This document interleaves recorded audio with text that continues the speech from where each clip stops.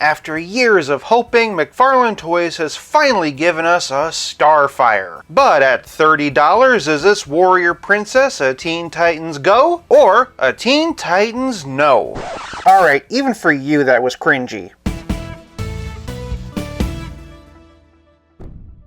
Welcome to 5 Points of Articulation. Today we're taking a look at the DC Multiverse McFarlane Collector Edition Starfire. Starting off with the packaging, and Corey comes in an extra wide Collector Edition box. You can tell it's a Collector Edition thanks to those silver accents. McFarlane Collector Edition running down the side. This Starfire is based on her design from DC Rebirth and is number 11 in the Collector Edition series. For those shopping for Coriander in-store, and here's a barcode, and on the back we get some very lovely artwork. It was taken from the cover of Teen Titans 16 with artwork by Sammy Basri. Leastways I think that's how it's pronounced. It really captures the teen energy, and I like the more traditional art mediums. It's interesting because if you look, the energy effects on the figure box are green, thus matching the effects that come in the box, whereas on the comic book art they're pink. It really makes me wonder which was the original and which one was recolored. Obviously it's what's inside that counts, but for packaging, I'm giving the Collector Edition Starfire 5 points. Moving on to presentation, and Starfire stands at 7 inches and shares a lot of reuse with the Nightfall Catwoman. This includes the arms, midsection, and legs. That said, they did resculpt the upper leg to get rid of the fabric tugs and seams. Reuse is one of those things that just comes with the territory with action figures, and I think in a case like this it works absolutely fine. In fact, I'd say that both characters are visually distinct enough that you don't really even notice. It's funny because one of my main criticisms of this Catwoman was just how dull and drab the purple was, but here the color palette they use for Starfire really pops. The two shades of purple that they use complement each other very well, and between these buttons and this very regal emerald jewel, there's enough new sculpting in the costume to make her really stand out. Again, referring back to the box art, and it's very accurate. Otherwise, the only newly sculpted pieces are these fists and her head. I will say in this case the artwork is a lot more doe-eyed and youthful, but this better captures my image of the character, so I really like it. The green they used for her eyes is metallic and has a very lifelike sheen, and I'm very happy with the orange that they used for her skin tone. The real centerpiece of this figure, however, is the hair. McFarlane has done a magnificent job of sculpting Corey's mane, and I love how nicely it fades from fiery red to burning orange. For those unfamiliar with the character, Starfire is a princess named Coriander from a planet called Tamaran. Unlike the cartoons, which usually portray her as naive and almost childlike, comic Starfire is passionate, amorous, and a fierce leader. This figure perfectly captures that regal quality. It does beg the question, though, with so much reuse, why did this figure have to be a collector edition? As one of the lead characters in two very successful animated series, Starfire's hardly obscure. Either way, this is a solid offering, and for presentation, I'm giving Starfire 5 points. Moving on to posability, and Starfire is actually a very pleasant surprise. Under normal circumstances, big hair like this is an articulation killer, but it's been sculpted so far away from the body that it doesn't get in the way as much as you think it would. Obviously, you're not going to get a whole lot in the way of up, but down is no trouble, tilt is no trouble, and neither is all the way around. Overall, I'm very impressed. Moving down, she can raise her arm over 90 degrees.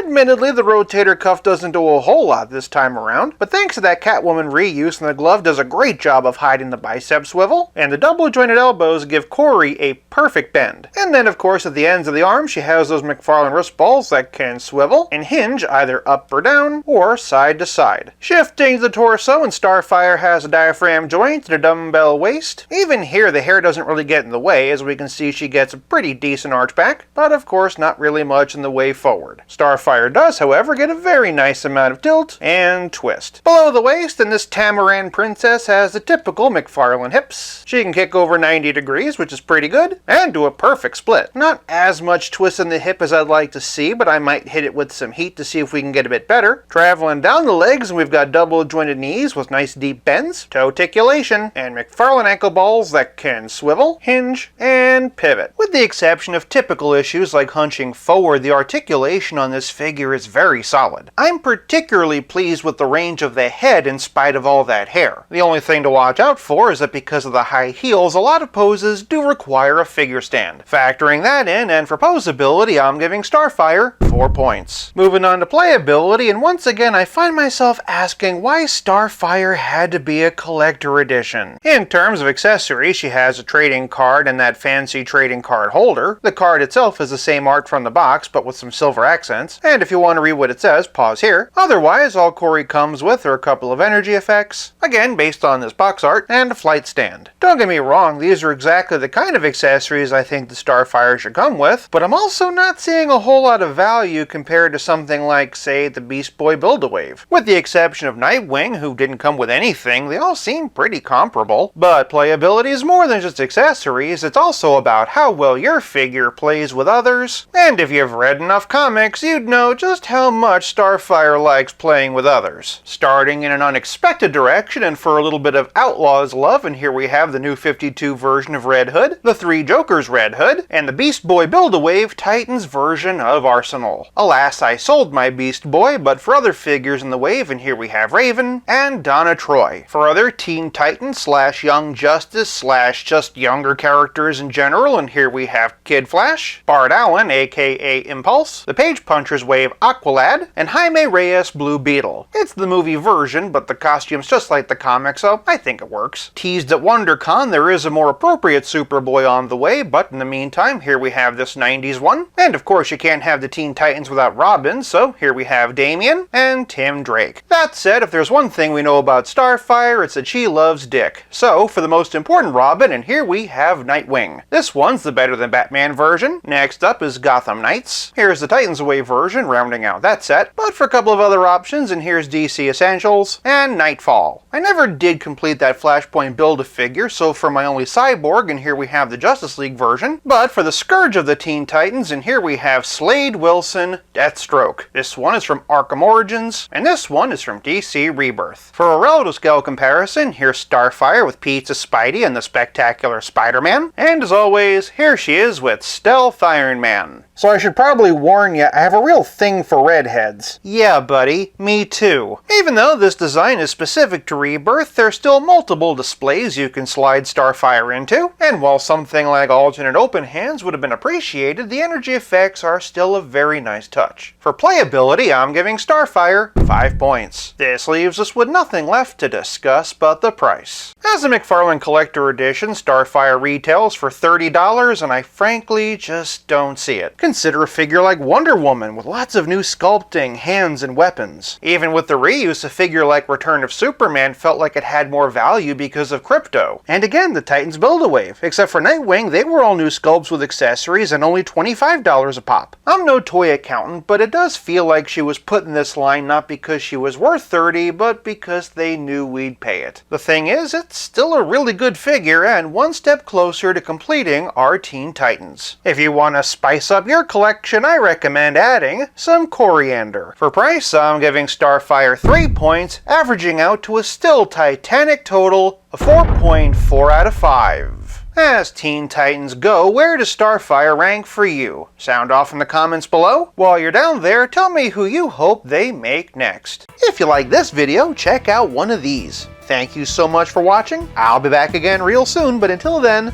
play nice and have fun.